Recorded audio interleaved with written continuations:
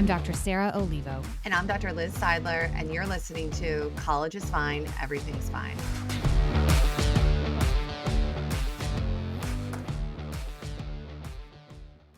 Okay, well, we're excited. We have a guest today. I would love for you to introduce yourself. Oh, yeah. Hi, so my name is Maddie Freeman. I'm currently a senior at CU Boulder in Colorado, and I'm studying business management and entrepreneurship. And I'm also the founder of my nonprofit, NoSo. And I've been working in the space of mental health, suicide prevention, and digital wellness for about 4 years now. And yeah, I'm just so excited to talk with you both and be on this podcast today. So thanks for having me. I'm so thrilled to talk to you, not only because Liz and I have gotten to see some of the things you've done. So we had a little preview this summer at the Active Minds conference, but I also just want to talk about Boulder for a second. I've got some family there. It's so amazing. It's so gorgeous. And I just really am jealous of all that sunshine you get. I know today. I rode my bike to class today and it was so warm, which usually right now it's like pretty miserable winter, but it was so nice today and the Flatirons look beautiful. It's an incredible place to live. Yeah, it's great. How long have you been there? What year are you at CU? So I'm a senior. So this is my 4th year, but I took a gap year during COVID. So I guess it's kind of my 5th year, but I've lived in Littleton my whole life, which is about an hour south of Boulder. So been in Colorado for quite some time now. Yeah, Colorado girl. Yeah. So Maddie, like Sarah shared, you're so well-spoken. I'm so impressed at a young age how connected you've gotten to a lot of really important causes that Sarah and I, both as psychologists, feel really passionate about. I think they're even in line with our mission of this podcast, which is to promote mental health awareness and connect college students with resources to improve their psychological well-being. So can you tell us a little bit, maybe start with like your journey, how you got into mental health advocacy, and then you can tell what NoSo is about, which is really why we wanted you on today. Definitely. Yeah. So my journey into working in the mental health field has been definitely a long, interesting journey, but I'm so grateful that I've landed here. Basically, there was a lot of things that led me to begin working in this field. Specifically, I mean, I started struggling with my own mental health issues around the age of 12. And so around that time, I felt very alone and very I felt that I was the only person experiencing what I was going through. And this was really hard for me. And then when I got to high school, I ended up recognizing that a lot of other people were struggling. And this was really apparent to me after I lost a lot of friends to suicide. So starting my sophomore year, one of my close friends died by suicide, and it really hit home for me and was definitely one of the worst days of my life. I think that was one of the hardest things I've ever had to get through. And then I kind of thought that was going to be the worst day of my life for the rest of my life. And then I continued losing friends over and over after that, leading into 2020, which is when I was a freshman at CU Boulder and I was living in the dorms. And then we moved home from COVID and I lost 5 friends that year, not all to suicide, but most to suicide. And it was just so hard. And I just didn't really understand how this could keep happening. And I recognized that this wasn't normal. I had told some of the people that I'd met at college about what had happened, and they thought I was joking because of the immense amount of people that I'd lost. And so this kind of shed some light that this isn't something that people just go through as they go through high school. I kind of thought everyone who was my age had a long list of friends that had passed away, and obviously that didn't sit right with me. And so after one of my closest friends died by suicide in August of 2020, I really felt like I needed to do something. I didn't really know what else to do with myself. I was sitting at home. I had no plans for the year. I decided to take a gap year. My dad is immunocompromised, so I really was being strict about not seeing anyone during the COVID pandemic. So I was alone, very depressed, really struggling, and I saw a need to be filled, and I did my best to try to fill that need, and that has led me here, which has been incredible. So what happened is I wrote a petition addressed to my old high school district that I attended and asked them to implement more mental health resources that were actually effective and that had youth voices involved. And so we got a good amount of them off the ground. It was really exciting to work with them hands-on to kind of just come up with new resources and try them out and test them, which is when I ended up coming up with the idea of NoSo, which is my nonprofit. I thought that it'd be a cool idea to challenge people to take a break from social media for a month in whatever way that fit for them. and see if that improved their mental health. And it was pretty astounding, the results and how positive it was and the change that students saw after they logged off. I felt those results too. I logged off social media for the first time myself, and I didn't realize how addicted I was and how positive it was for me to just delete my apps and sit with my thoughts and figure out what I loved doing and figure out what healthy coping mechanisms I could implement. So it was a really cool experience. And now flash forward 4 years, I'm still doing this work and it's growing every day. And it's definitely just, I've never felt more passion around anything. So I just feel so grateful to be able to do this work in the memory of those that I've lost, and also to continue to be more aware of my own mental health and those around me. So that's kind of my story of how I got involved in this thing. That is such a powerful story, and to hear someone taking something that's so painful and then turning it into something that could help others always makes my skin kind of prickle in the good way, right? Like all the Yeah. goosebumps. So you talked about how you got here and the sort of the end of sort of, I mean, obviously not the end, but like where social media and your relationship is to it now. What about the beginning? When did you first access social media and what was that initially like for you? That's a great question. Yeah, so I was first exposed to social media platforms, and it was around like sixth, seventh grade. So again, right around the time that I started developing mental health problems. And at the time, no one really knew anything about it. We just thought it was a cool way to connect with our friends and post pictures. I remember posting like super filtered, cropped, funky photos of me and my friends at the mall, and thought I was so cool. And at the time, I kind of felt like all it was, and we had no idea what was to come behind that and how it would develop. And so um, I was definitely using it as an outlet, as a coping mechanism for me to kind of avoid all the scary feelings I was feeling as a young kid.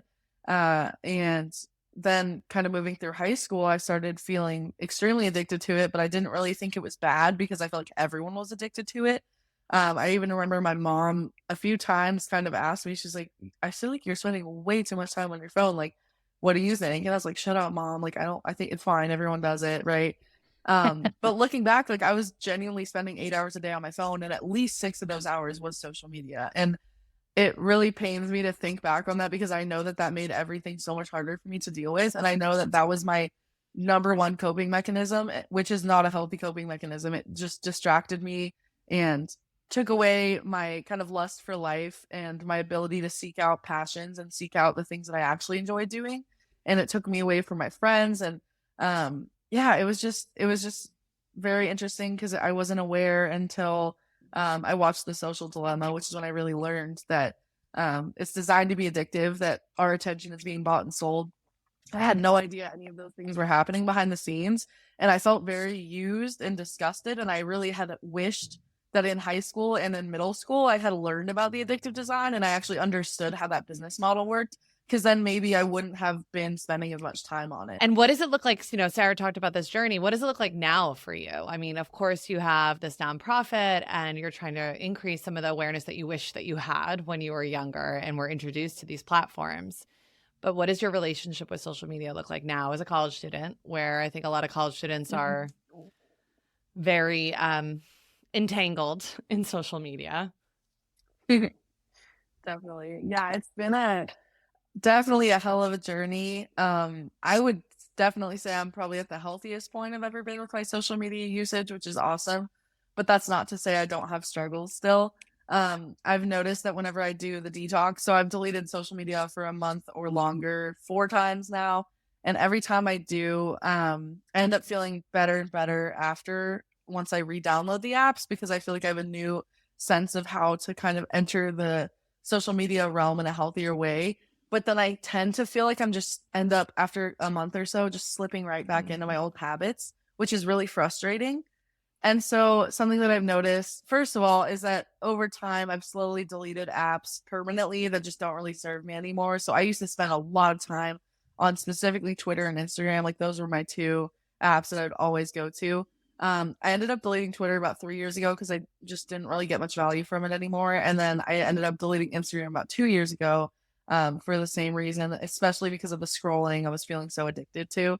So that kind of left me with Snapchat and YouTube and Netflix. And specifically, I noticed that I kind of transferred my addiction. I thought that if I thought that if I deleted traditional social media like Snapchat, Instagram, TikTok, whatever, that I'd be fine. But then I just ended up spending the same amount of time I was spending on those apps, and I started spending it on YouTube. I started spending it on Netflix and watching TV.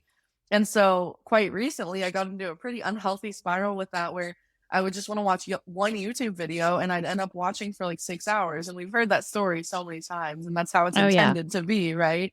And so I was getting frustrated because I mean, I'm the founder of this digital wellness nonprofit, and I'm sitting in my bed feeling like a hypocrite watching 6 hours a day of YouTube, right? And so I think that just shows that, like, no matter how educated we are, we really have to implement certain practices to try to combat the effects, but also that, like, it's kind of a losing game. Like, we're battling against tech developers that are 10 times smarter than us and algorithms that are 100 times smarter than us. So it's really hard to resist those addictive features, even if you're really trying. So that said, I just kind of made a commitment to myself this NoSo. I decided to delete everything, including YouTube and Netflix, and I even moved my TV into my closet. And I'm really committing to just sitting with myself and not allowing myself to get distracted. And I'll tell you, it's probably one of the hardest NoSos I've done yet, just because of how much time I was spending on YouTube. So yeah, it's been a lot of ups and downs. Like I said, overall, I'd say my relationship with social media has improved, but it's still a daily battle, and we're still working on it. Right. I am actually, listen, as I'm sure Liz can have her stories like this too, but as a psychologist who sits and tries to share with people some advice or some things we've learned along the way, and then to watch what I say in a session to someone versus what happens when I'm at home and I Yeah. lose my cool, or, you know, it is funny. We were like, well, I failed as a psychologist and a mother today because I scream my head off at my kids. So yeah, I think that you're not alone in saying, like, there's a difference, a huge gap between knowing kind of what you should be doing and then falling prey to all those different things. That I think, and I don't know if you guys would agree, it's almost like we have not evolved to have the skill set yet to manage that many dopamine hits a day, you know, to Right. manage that many things that seek out our attention. You know, we really haven't gotten those yet. I mean, we might probably, I can imagine in hundreds of millions of years or whatever, that we might have some strategy or we've like learned and evolved to manage it. But wow, it comes at us fast. And you're right, computers, you know, it's not even people being smarter. Computers are quicker at certain things, like figuring out algorithms that we like.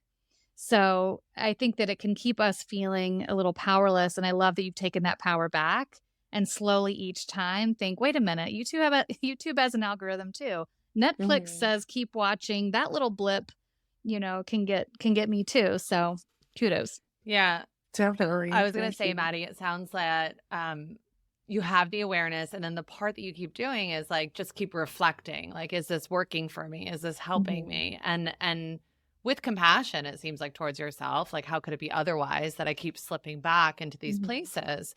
But that you don't give up. It's just like, okay, I'm going to continue to have these opportunities. And maybe that's something college students can do, is to, and obviously NoSo is a big part of that, to kind of reflect and think about, can I take some space from social media for a period of time and see what that might, you know, highlight for us or teach us about ourselves, while not being judgmental that it's going to probably be a struggle given the uphill battle we're against. Right. Yeah, I love what you said. I think self-compassion is one of the hardest but most important qualities to have, because it's easy to beat yourself up. Like you said, you're like, oh, I failed as a mother. And it's like, you didn't fail. You're just a human being. You're struggling with issues that everyone's struggling with, right? So it's continuing to remind yourself that you're just like everyone else. And even though you're promoting something or you're trying to help other people with something, it doesn't mean you're not allowed to struggle, right? And so it definitely can be hard to recognize that and accept that. But it's empowering to keep trying, and it's empowering to keep finding ways that work for you.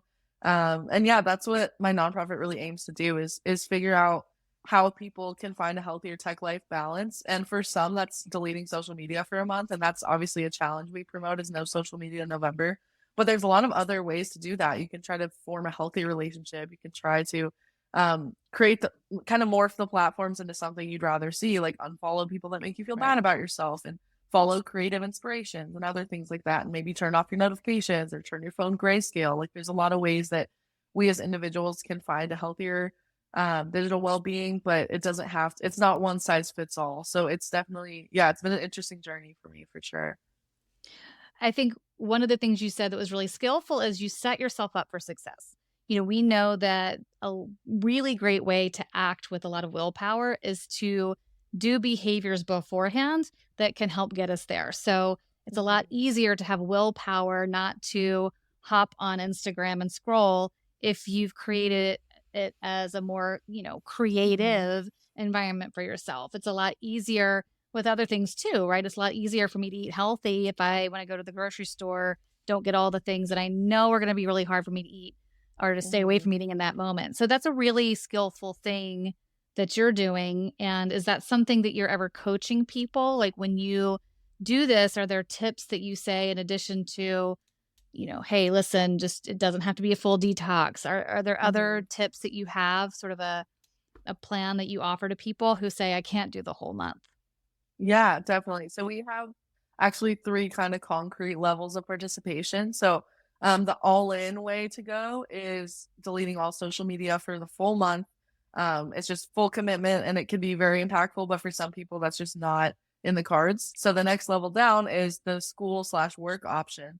So that's for people who need to use social media for school or work purposes.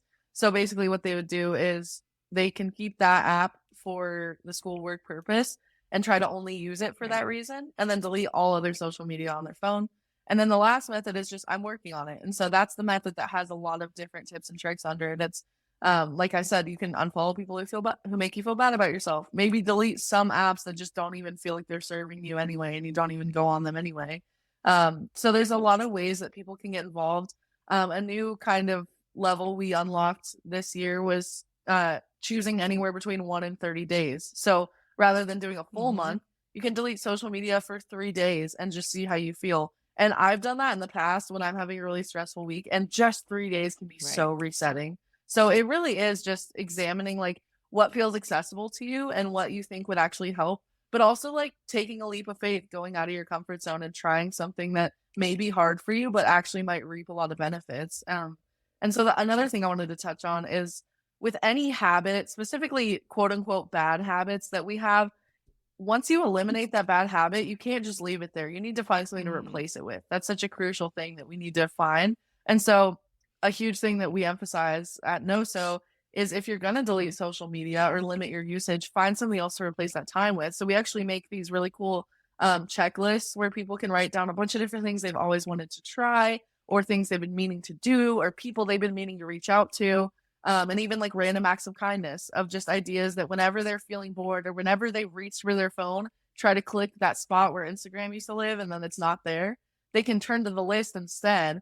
And then in this way, they can really develop those healthy coping mechanisms and kind of train their brain to turn to something more healthy that's not digital once they're feeling that need to distract themselves. So there's a lot of ways. Yeah, there's a lot of awesome ways to be able to not only detox, but just find that tech life balance. And that's what I'm continuing to try to build and work on is again, not making it one size fits all and trying to create accessible options for all people to attempt to try. You just made our little behavioral therapist. I heart know. sing. I was like, oh my gosh, she's adding behaviors rather than focusing on taking away. I was like, these are great principles of behaviorism. Yes. I work with a lot of college students. I think like when I propose, like maybe take some distance from social media, they're like, it's just impossible. People are gonna think I'm weird. Like I use my DMs as like essentially text messaging. Like I'm gonna miss out. Like, I might not see something that's really important to me. But I do, like, as you're kind of talking about more of these like bite-sized approaches, where instead of saying like, I can't do this, like making it non-negotiable, like I really want to kind of examine what it might look like to take a little bit of space. And these seem a lot more doable for all people, but definitely for college students, I think. So it's great that you have some guidelines and are recognizing that there might be ways to kind of get your foot in the door to doing this that seems more approachable. Definitely. And really quick, just one other thing is you mentioned like the social situation. So it can be really hard for people when they feel very reliant on social media to connect with people that they care about. And so that's another thing that we really encourage is to try to come together as a community to do this. And that's why we promote the idea of the detox at schools, because friend groups can decide to do it together so that no one feels left out. If everyone deletes their social media, then you have to call each other and you have to text each other. There's really no other option, right? So it's important to, yeah, create also like a plan for yourself. It's not just delete social media and then kind of be like, oh shoot, well now I'm lonely. Like it's be proactive and reach out to your friends and communicate, hey, I would really like to chat with you over text this week, or hey, I'm taking a break. I'd really appreciate if you wanted to have some like one-on-one FaceTime calls. And what people seem to find is that they go into the detox thinking they're going to be really lonely and isolated. But if they follow through on that planning process of giving their friends their phone numbers and telling them what they're doing, or even getting them involved, they end up feeling so much more authentically connected to those around them. And I've experienced that too. Like I can open 30 Snapchats of people's faces and feel pretty empty. But one friend calls me, we have an hour-long conversation, and it's just such a positive, uplifting experience. And I just feel so grateful and joyful after. So it's important to involve community and create a social element to it as well. So I like that you touched on that. This is so inspiring to me. I feel like I need to go and sort of regroup after talking to you. And I know we don't have much time left with you. I am reflecting when you talked about sometimes we all get comfortable, sort of what I think of as like the pain of growth versus the pain of stuckness. Like the pain of stuckness being things we're kind of familiar with feeling a little icky when we see somebody who has the great Instagram post, right? We're like, well, that's just part of it. And the pain of growth being like, okay, I have to deal with the fear of potentially missing out, or deal with the the uncomfortable feeling that might come with having to call somebody instead of et cetera. But what I hear you saying is that there is so much extra fun and surprise. So maybe one last story or tidbit for the person who's mainly on the kind of on the tip of trying this. Any other inspirational stories, or a sense of like, wow, I never thought this could happen. It never would have happened if I didn't at least just give this a shot and stay curious. Yeah, about I actually detoxing. I love that. I have a really cool story. It's actually about my best friend. So when me and my friend did the detox for the first time, we decided to go all in, delete everything. This was the second year of the No Social Media November detox, and he and I were just talking on the phone, and he was like, "Oh, I really want to like try new things, like specifically like I've always been really interested in like yoga and like meditation, but I've never really gotten around to doing it." And I was like, wow, I feel the same way. Like there's a long list of things I've always like thought about trying, but have never just gotten out of bed and done it, because there's kind of just that bridge, like you need to bridge that gap to find that motivation. So we both decided to do a 30-day yoga and meditation challenge. And it was very positive for both of us. I actually do yoga pretty much daily ever since then. And meditation has been one of my biggest coping mechanisms since then. And it's been super positive for me, but for him, he really took it to the next level. About a year later, he actually decided to go live up at a Buddhist monastery and get his yoga certification. And so now he's a certified yoga teacher.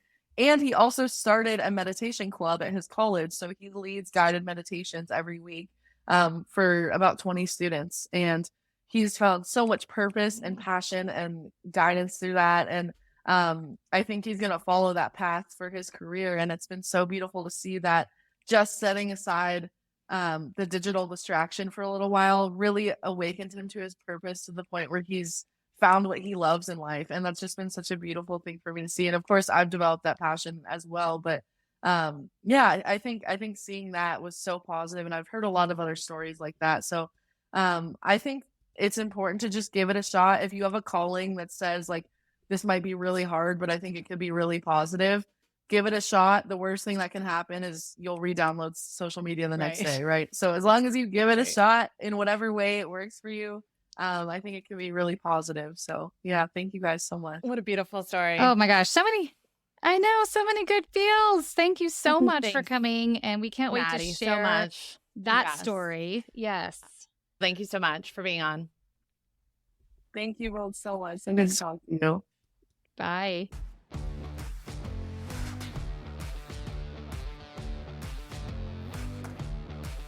Thank you to our guests for sharing their stories and their advice. This podcast is for college students, and we want input by college students, so please reach out by text, email, or voice memo to collegesfinepodcast@gmail.com or 929-500-2231. Tell us your story, give us tips on topics you'd like to hear, or give us feedback about an episode. Follow us on TikTok and Instagram at Colleges Fine Podcast for episode announcements and resources. And last but not least, if you enjoyed today's episode, please subscribe to the podcast. Every hit of that plus button helps us keep going.